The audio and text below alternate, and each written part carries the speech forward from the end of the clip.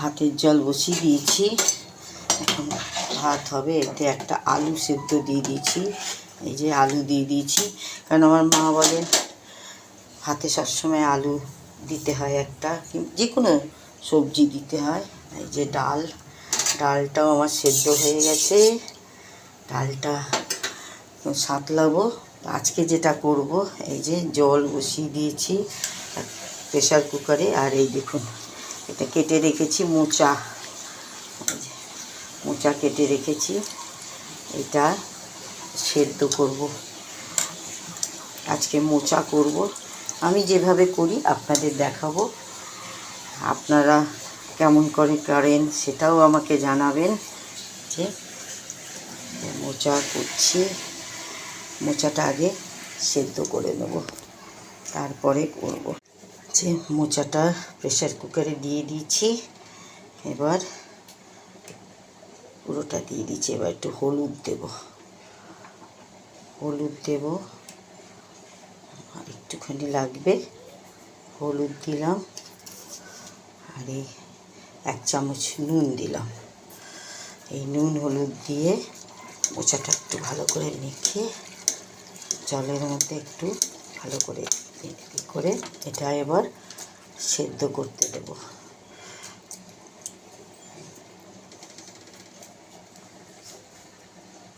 Pressure কুকারে বসিয়ে দিয়েছি মোচাটা, এবার এটা এখন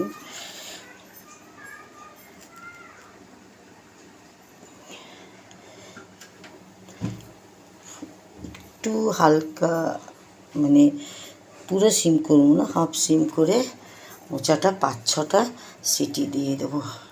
ততদিনে অন্য কাজ এগুলো আলু, আদা, এগুলো কেটে নারকেল, এগুলো সব রেডি করি। 5টা সিটি দিয়ে দেখুন দেখাচ্ছি, দাঁড়ান। এই মোচাটা সেদ্ধ করে নিয়েছি, দেখুন সুন্দরভাবে সেদ্ধ হয়ে গেছে। এবার মোচাটা জলটা ঝরিয়ে রাখবো।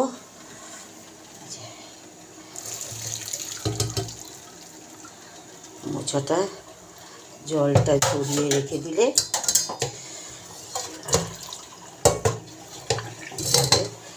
মোচা জল ঝরিয়ে রাখলে এবার জলটা পুরো বার করে দিতে হবে, না হলে ভালোভাবে মোচাটা রান্না করা যাবে না।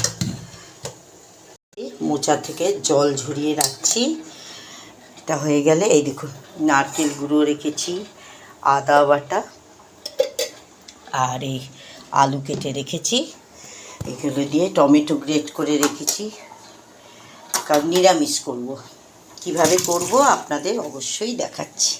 কড়াই বসিয়ে দিলাম, দিয়ে এবার সর্ষের তেল গরম করব। এই 2.5 চামচ মতো তেল দিলেই হবে।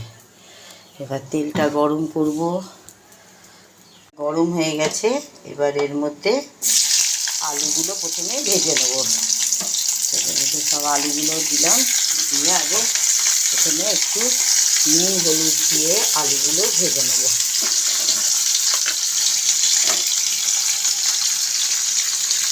অল্প নুন দেবো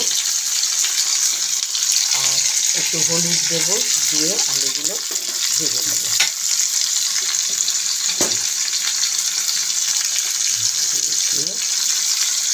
একটু হালকা আছে আলুগুলো ভেজে নেব, মানে যেহেতু আমাদের মোচা সেদ্ধ আছে, এই জন্য আলুগুলো যদি সেদ্ধ হয়ে যায় তাহলে, কারণ এতে তো আর কোনো জল দেবো না, ওই জন্য সিম করে আলুটা একটু ভাজবো, তাহলে সেদ্ধ হয়ে যাবে তাড়াতাড়ি।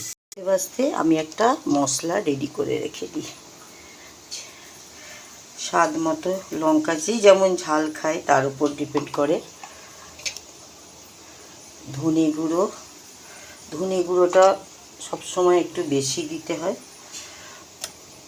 আর 2 চামচ ধনে গুঁড়ো, আর একটুখানি চামচ আপনার জিরে গুঁড়ো, পরিমাণ মতো হলুদ, একটুখানি অল্প একটু জাস্ট 1 চিমটে নুন দিয়ে এটা একটা পেস্ট তৈরি করে রেখে দিতে হবে। গুঁড়ো মশলা পেস্ট তৈরি করে রাখলে জিনিসটা বেশি ভালো, মানে মশলাগুলো ভিজে যায় আর টেস্টও হয়। গুঁড়ো মশলা, বাটা মশলার তো একটা আলাদা টেস্ট, আর আমরা যেহেতু গুঁড়ো মশলা ইউজ করি তো আগে থেকে একটু ভিজিয়ে রাখলে ভালো হয়। আর এই যে আলু দেখুন সেদ্ধ হয়ে গেছে, এই দেখুন, ঠিক আছে, আলু সেদ্ধ হয়ে গেছে। আলুগুলো সব এবার তুলে রেখে দেবো। সব ভাজা হয়ে গেছে, সেদ্ধ হয়ে গেছে আলু, এরকম করেই ভাজতে হবে, একটু লাল লাল করে হলে, তাই কারণ মোচাটা সেদ্ধ হয়ে আছে তো ওই জন্য ওতে তো আর জল দেবো না, যার জন্য আলুটা যদি ভাজার সময় সেদ্ধ মতো করে নিলে। এবার আলুটা রেখে দিলাম, রেখে একটুখানি তেল দেবো, আর একটুখানি তেল দিলাম।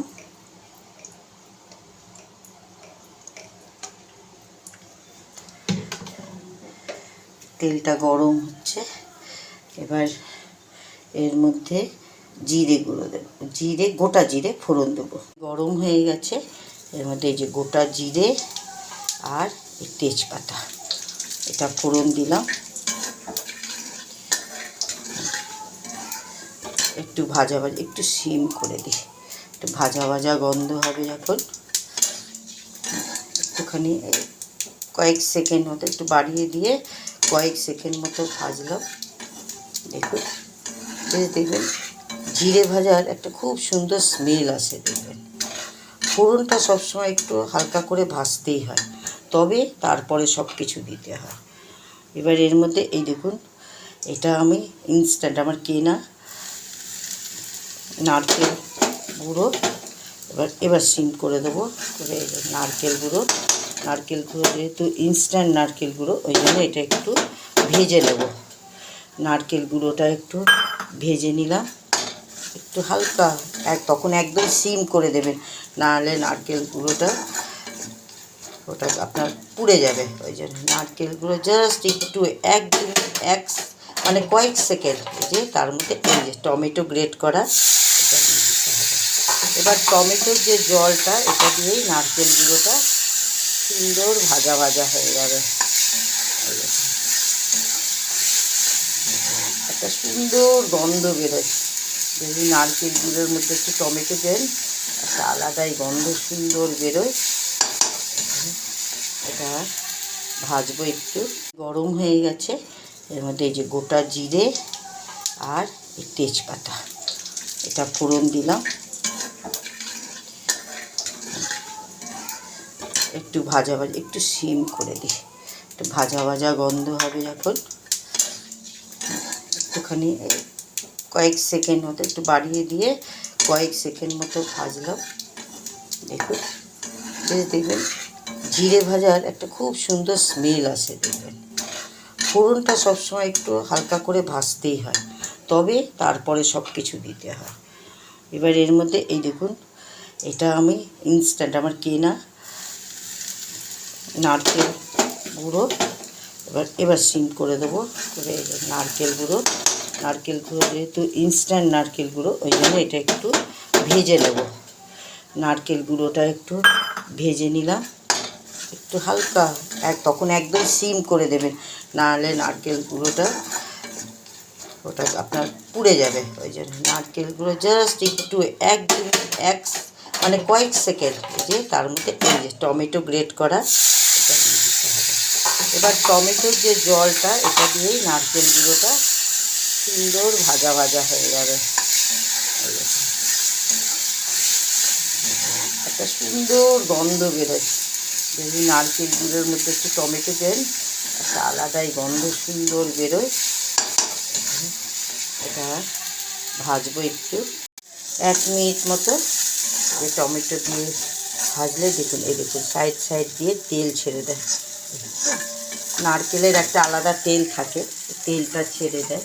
এবার এর মধ্যে মশলাটা দিয়ে দেবো, একটু জলে ভালো মশলার জলটাও দিয়ে দেবো। মশলাটা দিয়ে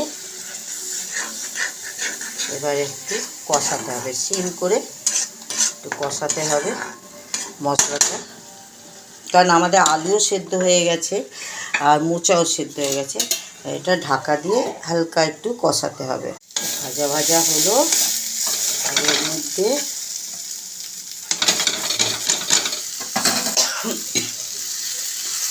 সেদ্ধ মোচাটা দিয়ে দিলাম আর আলুটা দিয়ে দেবো। সেদ্ধ মোচা আর আলু দিয়ে দিলাম। এবার এটা সিমেই মশলা ভাজা হয়ে গেছে, এটা আর কিছুক্ষণ করার পর ঘি মশলা দিয়ে নামিয়ে দেবো।